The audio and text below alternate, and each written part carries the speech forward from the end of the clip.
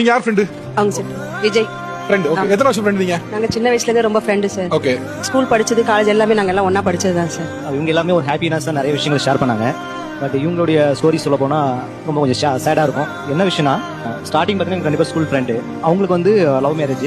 இவங்க தான் அவங்க லவ் வந்து சேர்த்து வச்சது, அவங்களுக்கு வந்து எல்லாமே பண்ணது எல்லாமே இவங்க தான். பட் என்னன்னா ஒரு 6 மந்த்ல வந்து பாத்தீங்கன்னா அவங்களுக்கு இடையில ஏற்பட்ட சில பிரச்சனைகளால இவங்க 2 பேருமே பேச முடியாம போயிடுச்சு. கிட்டத்தட்ட ஒரு 3 இயர்ஸ் வந்து இவங்க பேசிக்கவே இல்லை. என்ன ஆக்சுவலா என்ன பிரச்சனை?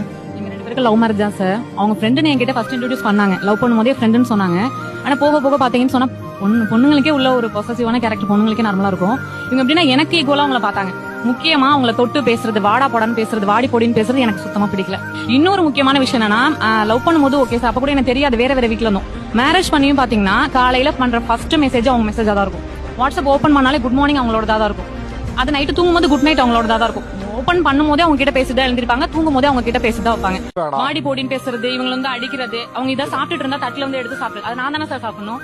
அது மாதிரி நீங்க முன்னாடி இருந்துக்கோங்க. அதை பத்தி நான் உங்களோட பாஸ்ட பத்தி நான் கேட்கவே இல்லை. நான் வந்துட்டேல, அந்த பிளேஸ் எனக்கு தானே. சோ அதெல்லாம் வந்து நான் அவாய்ட் பண்ணிக்கங்கன்னு சொல்லி சொன்னேன். ஆனா அவங்க அவாய்ட் பண்ணிக்கல. நான் ஒத்துக்கிறேன் சார், என்னால வந்து அவங்க ஒரு 3 இயர்ஸ் பிரிஞ்சிருந்தாங்க. மேரேஜ் ஆயிட்டு ஒரு 6 மந்த்லயே நான் தான் அவங்களை பிரிச்சுட்டேன்னு வச்சுக்கோங்களேன், பிரிச்சுட்டேன்.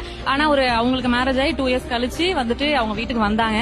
அவங்க பாப்பா காது குத்துன்னு சொல்லி இன்வைட் பண்ண வந்தாங்க. நாங்களும் வந்து போனோம். அந்த ஃபங்க்ஷன் டேட்டு டைம் இடம் அது மட்டும் தான் நான் இன்விடேஷன்ல பார்த்தேன். சரி ஓகே கிளம்பி போயிட்டு ஸ்பாட்டுக்கு போயிட்டு எல்லாம் நிக்கிறோம். அந்த டைம் வந்துட்டு காது குத்துற டைம். இவங்களை பார்த்து விஜய் என்ன நின்னுட்டே இருக்க, உட்கார அப்படின்னாங்க. எங்க உட்காரணும், ஏன் உட்காரணும் அப்படின்னு சொல்லிட்டு கேட்டாங்க. என்ன சொல்றேன், நீ இன்விடேஷன் பாக்கல, உன் பேர் தானே தாய் மாமன் சொல்லி போட்டுருங்க அப்படின்னு சொன்னாங்க.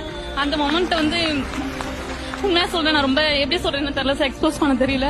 சிறுபால் அடிச்ச மாதிரி இருந்துச்சு எனக்கு. இவங்க ரிலேஷன்ஸ் போய் பிரிச்சிட்டோமேன்னு சொல்லிட்டு ரொம்ப சங்கடப்பட்டேன் நான். அவ்வளவு கஷ்டமான சூழ்நிலை. நிறைய டைம் நான் வந்து உஷாட்ட கேட்டிருக்கேன். மறுபடியும் இந்த இடத்துல எல்லாருக்கும் கேட்கிறேன், சோ சாரி உஷா. நிறைய டைம் தெரிஞ்சோ தெரியாமல உன்னை ஹர்ட் பண்ணிருப்பேன். I am sorry.